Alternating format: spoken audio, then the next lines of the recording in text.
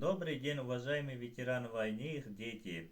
Раскрыв себе большие возможности в интернет-сети, я решил узнать судьбу своего деда, пропавшего без вести в Великой Отечественной войне. В годы Великой Отечественной войны из Абдилского района в ряды Красной Армии было призвано 5709 человек.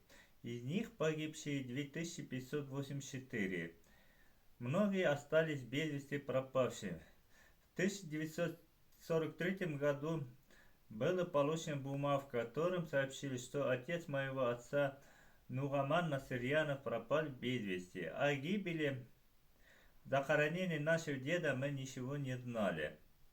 После неоднократных обращений в сети в группы бессмертного полка Елена Метельна сообщила нам радостный весть об обнаружении деда и передала информацию о нем. Таким образом, спустя 72 года после окончания Великой Отечественной войны мы узнали судьбы некогда пропавшего без вести деда. Как выяснили, дедушка Нугаман Насырьянов похоронен в селе Палтево Палтевского сельского совета Тульской области. Он тяжело раненый, погиб в госпитале. Сообщение о нахождении деда распространилось в интернет-пространстве. Я себе задал вопрос, как найти, с чего начать. Конечно, после поиска осуществлять через группу «Бессмертный полк».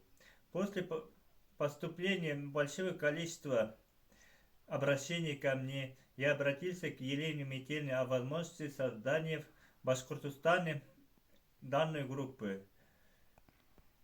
К ним обращаются люди со всей страны. А введение данной группы в Башкортостане все же приведет к облегчению работы. Спустя некоторое время дали разрешение на создание группы для Республики Башкортостан Хабархез Югалгандар без вести пропавшие. Данную группу ведут поисковики Бессмертного полка. Обратившимся людям мы очень рады, по возможности можем им помочь. Спасибо за внимание.